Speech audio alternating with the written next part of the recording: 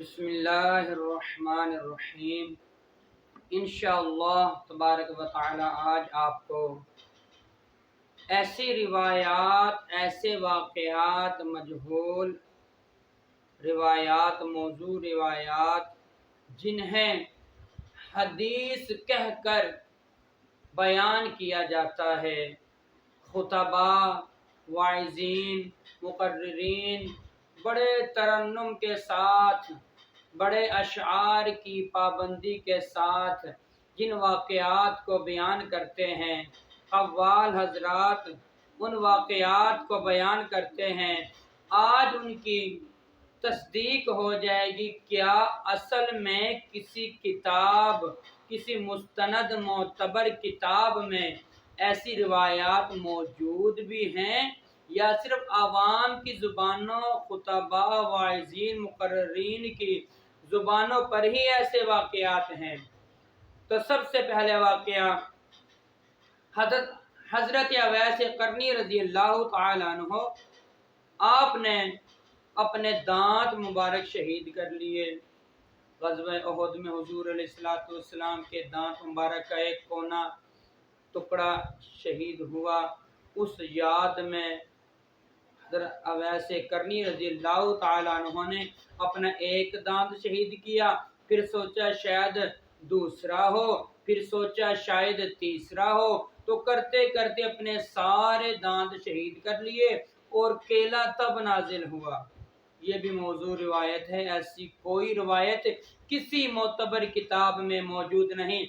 تذکرۃ الاولیاء جو فرید الدین عطار رحمۃ اللہ تعالی علیہ کی فارسی کتاب ہے، اس میں یہ واقعہ موجود ہے، لیکن یہ انہوں نے نہیں لکھا، یہ بعد میں ایڈ ہوا، یہ الحاقی واقعہ ہے، بعد میں الحاق کیا گیا ہے یہ، کیونکہ اپنے آپ کو زخمی کرنا تو حرام ہے۔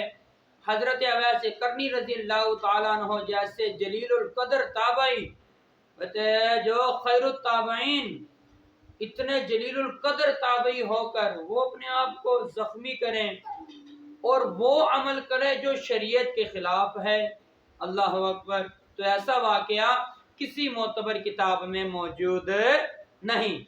اگلی بات، اگلا واقعہ کہ صحابہ کرام ایک جنگ کر رہے تھے، جنگ فتح نہیں ہو رہی تھی، تو صحابہ کرام نے سوچا کہ ہم سے کوئی سنت رہ گئی ہے، تو سوچا تو ذہن میں آیا کہ بڑے دن ہو گئے جنگ میں مصروف ہیں، ہم نے مسواک شریف نہیں کی ہے، مسواک نہیں کی ہے، تو انہوں نے صحابہ کرام نے رات کو مسواک کا بندوبست کیا اور صبح صبح جنگ کی تیاری سے پہلے مسواک کرنے لگے۔ تو جو کفار کے جاسوس تھے وہ دیکھ رہے تھے، انہوں نے دیکھا کہ آج تو جنگ لڑنے کا انداز ان کا نرالا ہی ہوگا، کیونکہ آج تو یہ تلواروں سے نہیں دانتوں سے لڑیں گے، آج تو دانت تیز کر کے آ رہے ہیں۔ پھر کہتے ہیں کہ جنگ فتح ہو گئی، وہ ڈر کے بھاگ گئے، تو ایسی روایت بھی موجود نہیں ہے۔ خدا را واعظین، مقررین، خطبا حضرات ذرا توجہ کیجئے، پہلے کسی مستند کتاب میں سے اس کا حوالہ لے لیجئے پھر بیان کیجئے۔ اچھا، اگلا واقعہ کہ ایک بڑھیا حضور علیہ السلام کے ڈر سے مکہ چھوڑ کر جا رہی ہے کسی اور طرف، اپنی گٹھڑی باندھی جا رہی ہے لیکن گٹھڑی اٹھا نہ پائی، بڑھیا تھی، کمزور تھی، ضعیف تھی، تو اتنے میں حضور علیہ السلام تشریف لے آئے، پوچھا اماں جی کہاں جانا ہے؟ تو اماں جی نے عرض کی جی میں نے تو مکہ چھوڑ کر جانا ہے۔ حضور علیہ السلام نے ان کی گٹھڑی کو اپنے سر انور پر یا مبارک کاندھوں پر رکھا اور چل پڑے۔ جس مقام تک بڑھیا نے جانا تھا وہاں تک بڑھیا کو ڈراپ کیا، وہاں تک چھوڑا، تو وہ بڑھیا سیانی اماں جی نے نصیحتاً کہا کہ بیٹا مکہ میں نعوذ باللہ ایک جادوگر آیا ہے، اس سے بچ کے رہنا۔ تو پوچھا حضور علیہ السلام نے تو ان کا کیا نام ہے؟ تو اس بڑھیا نے کہا اس کا نام محمد ہے صلی اللہ علیہ وسلم۔ اور انہوں نے نبوت کا دعویٰ کیا ہوا ہے اس سے بچنا، تو آقا علیہ السلام نے فرمایا میں وہی محمد ہوں۔ تو پھر کہتے ہیں کہ وہ عورت کلمہ پڑھ کے مسلمان ہو گئی۔ ایسا واقعہ بھی کسی مستند کتاب میں موجود نہیں ہے۔ اس پر بڑی شاعری کی ہے علامہ، وہ بس علامہ فہمہ کہلوانے والے بڑے بڑے شعراء، انہوں نے اس پر لمبی شاعری کی ہے۔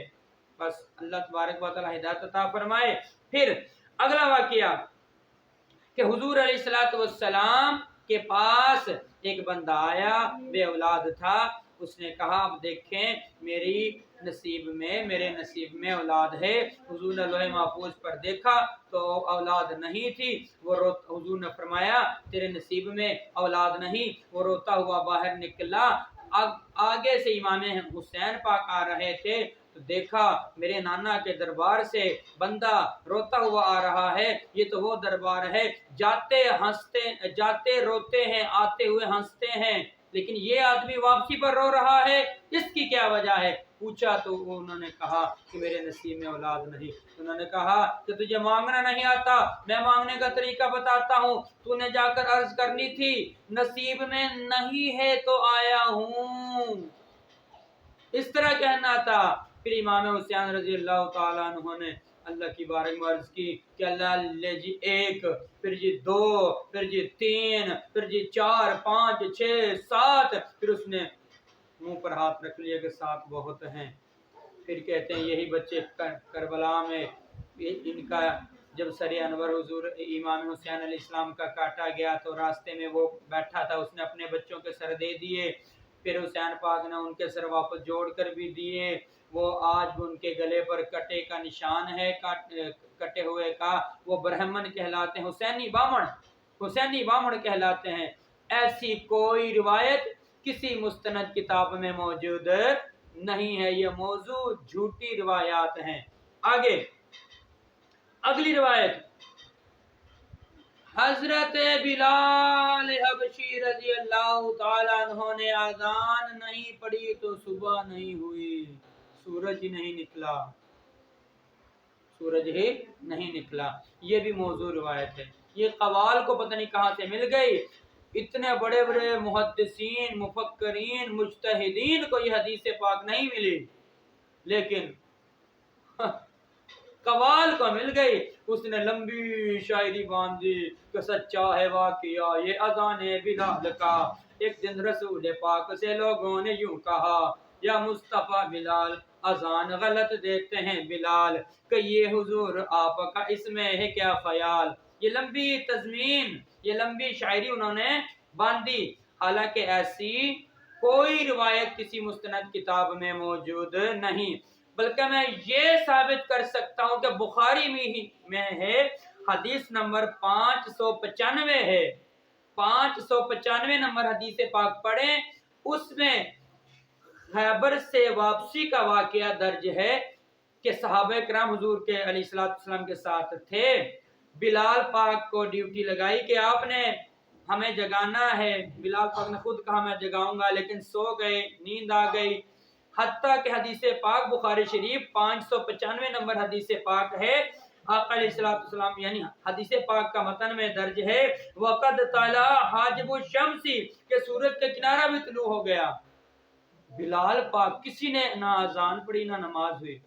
اب سورج کو دیکھیں، وہ بلال پاک کی اذان کے لیے نہ نکلے، بلال پاک کی اذان کے لیے تو نہیں نکلتا، چھپ جاتا ہے کہ بلال اذان دیں گے تو میں نکلوں گا۔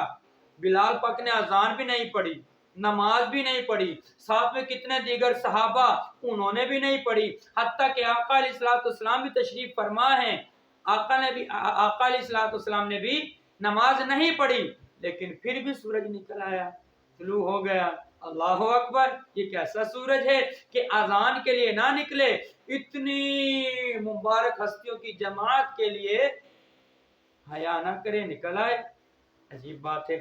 ایسی کوئی روایت کسی مستند کتاب میں موجود نہیں کہ بلال پاک نے اذان نہیں پڑھی اور سورج نہیں نکلا، حتیٰ کہ نماز بھی نہیں پڑھی تو سورج نکل آیا۔ پھر آقا علیہ السلام، یہ بھی حکمت تھی اللہ کی کہ پھر قضا نماز پڑھنے کا طریقہ بھی تو بتانا تھا کہ اگر کسی کی نماز قضا ہو جائے تو کس طرح اسے پھر پڑھنا ہے۔